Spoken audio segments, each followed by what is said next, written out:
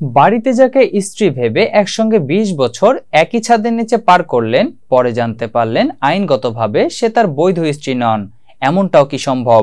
সিনেমার কাহিনী যেন বাস্তবে ঘটেছে অভিনেতা দীপক তিজোরির জীবনে, যিনি আশিকি, জর্জিতা ওহি সিকান্দার এর মতো ব্লকবাস্টার ছবি উপহার দিয়েছেন।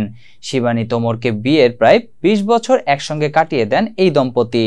তবে হঠাৎ নিজেদের মাঝে এক ঝগড়াকে কেন্দ্র করে আলাদা হওয়ার সিদ্ধান্ত নেন দুজন। স্ত্রীকে ডিভোর্স দেওয়ার প্রসঙ্গে আইনজীবীর সঙ্গে কথা বলতে গিয়ে মাথায় আকাশ ভেঙে পড়ে অভিনেতার।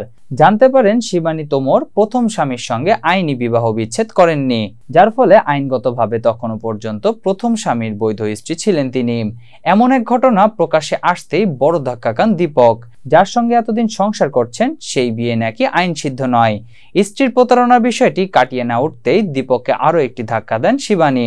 বিবাহ বিচ্ছেদের দাবি করে মোটা টাকা ভরণ পোষণের দাবি করে বসেন। তার দাবি ছিল বিচ্ছেদের পর সকল খরচ দীপক বহন করবে, আর সেটা চাওয়ার অধিকারও রয়েছে।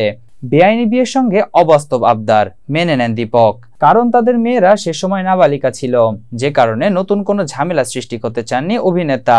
দীপককে এক বন্ধু জানান শিবানী তার আগের স্বামীকে ডিভোর্স দেননি। 20 বছর একসঙ্গে কাটানোর পরে প্রথম স্বামীর সঙ্গে বিচ্ছেদ না হওয়ার ঘটনার বিষয়টি প্রকাশ্যে আসে। এরপর দীপকও শিবানীর সঙ্গে আর এক ছাদের নিচে না থাকার সিদ্ধান্ত নেন।